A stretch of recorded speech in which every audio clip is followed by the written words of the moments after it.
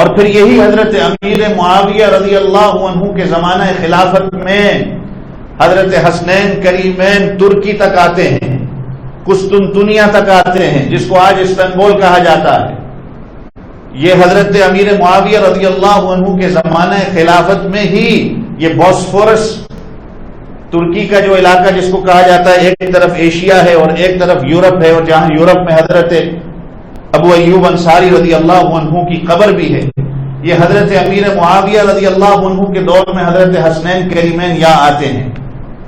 آپ نے تو پتہ نہیں کبھی دیکھا ہو یا تاریخ پڑھی ہو، یہ قبل مسیح جو آج کل یہ طیب اردگان نے جس کو مسجد آیا صوفیہ بنا دیا،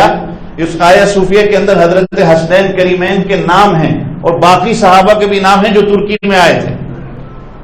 اور حضرت امیر معاویہ رضی اللہ عنہ کے زمانہ خلافت میں ہی حضرت حسنین کریمین یہ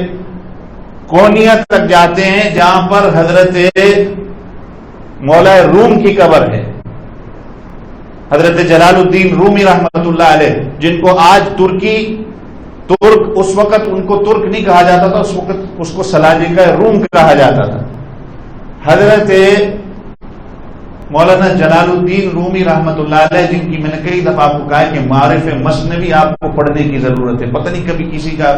اس کتاب سے واسطہ بھی پڑھا ہو کہ معارف مثنوی۔ اور ترک لوگ اپنے کیپٹل کو تو انکارا مانتے ہیں کہ ہمارا ملک کا جو کیپٹل ہے وہ انکارا ہے، لیکن اپنا ایمانی روحانی کیپٹل وہ اس کونیا شہر کو کہتے ہیں، جہاں پر آج بھی حضرت مولانا جلال الدین رومی کی قبر ہے۔ اور ان کو وہ نام لے کے نہیں، بڑے عزت اور وقار سے نام لے کر کہتے ہیں حضرت مولانا، مولانا ان کی ترکش زبان میں کہا جاتا ہے، لیکن وہ نام نہیں لیتے، وہ کہتے ہیں حضرت مولانا۔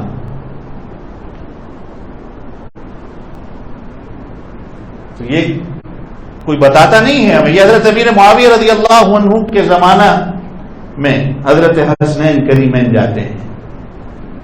اور حضرت حسنین کریمین کی محبت میں دیکھیں، حضرت امیر معاویہ نے ایک دفعہ کسی کام سے دمشق سے ایک آدمی کو بھیجا کہ حضرت امیر معاویہ نے کہا کہ حضرت حسنین کریمین کے پاس جاؤ اور فلاں کام کروا کے آنا تھا۔ وہ بندہ پہلی مرتبہ مدینے آ رہا تھا، اس نے کہا کہ میں ان کو پہچانوں گا کیسے؟ کہا مسجد نبوی میں جب چلے جاؤ گے تو دیکھنا کہ لوگوں کا ہجوم ہوگا، اور اس ہجوم کے اندر جو تمہیں سب سے باوقار اور عزت والے جو بیٹھ کے لوگوں کو بیان کر رہے ہوں گے، لوگوں کو واعظ کر رہے ہوں گے، اور لوگ سننے والے اس طرح ہوں گے، میرے آپ جیسے کی طرح نہیں، سننے والے اس طرح ہوں گے کہ جس طرح ان کے سروں پر پرندے بیٹھے۔ اگر اس طرح کے لوگ تمہیں نظر آ جائیں تو جو واعظ کرنے والے ہوں گے، یاد یہ دیکھ لینا کہ وہی حضرت حسین اور حضرت حسن ہوں گے۔ تو یہ تو حضرت امیر معاویہ رضی اللہ عنہ کی محبت تھی، یہ تو صحابہ کرام رضوان اللہ تعالی علیہ مجمعین کی محبت تھی۔ چنانچہ آج ایسے لوگ پیدا ہو گئے کہ جو صحابہ کے پر تبرہ بازی اور کہتے ہیں کہ دانشور چونکہ اپنے آپ کو بنانا ہے کہ میں نے ایسی تاریخ بیان کی ہے جو کسی اور نے کی نہیں، اور میں نے جیسے کہا کہ تاریخ آج ایسی مسخ کر دی گئی ہے کہ آپ اس کے اندر سے حقیقت نہیں بیان کر سکتے، اور ایسے واقعات اور کہ ان کی آپس میں نفرتیں تھیں اور یہ تھا فلاں تھا، لوگوں کو ایک طرف لگایا جاتا ہے، اور یہ کہا جاتا ہے کہ ان کو جو ہے وہ شہید کرنے والے وہ صحابہ کی اولادیں تھیں، اور جو ایسے کرنے والا ہوتا ہے وہ خود اپنے ایمان پہ پہلے دیکھے کہ تمہارے ایمان کے اندر کیا ہے، کہ ان کی محبتوں کا تو کبھی ذکر کرو۔ اور یہ وہ لوگ ہیں جن کو میں نے گزشتہ جمعہ بھی کہا تھا کہ آپ صلی اللہ علیہ وسلم نے جن کو دنیا میں جنت کی بشارتیں دی، جن کو دنیا میں آپ صلی اللہ علیہ وسلم نے اس احد پہاڑ کا میں نے آپ کو حوالہ دیا تھا، تو جس کی وجہ سے آج جو ہے وہ اس محرم کے مہینے کو جو ہے وہ خرافات کا مہینہ کسی نے بنا دیا، کسی نے جو ہے وہ اس کو آنے والا اگلا سفر ہے اس کو بھی خرافات کا مہینہ بنا دیا۔ باقی چاہے 8 مہینے جو ہے 9 مہینے وہ اپنے اور غلط کام کرتے رہو، لیکن محرم کا مہینہ آتا ہے، اس کے اندر بھائی تم نے یہ بھی نہیں کرنا، اس کے اندر خوشی نہیں منانی، اس کے اندر فلاں نہیں کرنا، اور جو کرتا ہے تو کہتا ہے کہ یہ یزیدی ہے۔ اور میں نے یہ گزشتہ جمعہ بھی کہا تھا کہ حضرت حسین رضی اللہ عنہ نے جو خطبہ دیا تھا یزید کے خلاف حضرت حسین نے، تو اس میں بات یہی کی تھی کہ اللہ کے حکموں کو چھوڑ کر یزید اپنے پیچھے لوگوں کو لگا رہا ہے، اطاعت رحمان کے بجائے یہ شیطان کی اطاعت پہ لگ گیا ہے۔ چنانچہ آج ہم لوگ ایسے کام نہیں کر رہے کہ عباد الرحمان جو اللہ نے کہا ہے اس کے اپوزٹ ہم چلتے ہیں،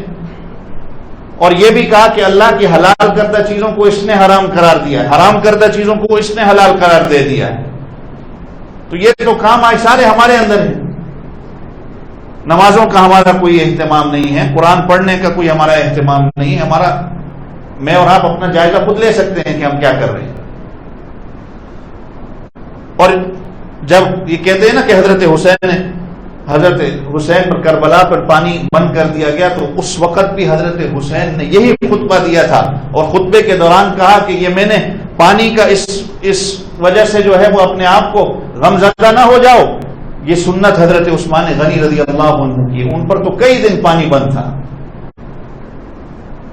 اور حضرت حسین رضی اللہ عنہ پہرا دینے میں حضرت عثمان غنی رضی اللہ عنہ کے گھر کے باہر پہرا دینے میں حضرت حسین کا بھی کردار ہے، یہ تمہیں کوئی نہیں بتاتا۔ اور حضرت عمر فاروق رضی اللہ عنہ کا جو نکاح حضرت ام کلثوم سے ہوا ہے، یہ تمہیں کوئی نہیں بتائے گا۔ بس تاریخ کہتے ہیں نا کہ سنی بھی اب سن ہو چکا ہے، ہم پڑھتے نہیں ہیں۔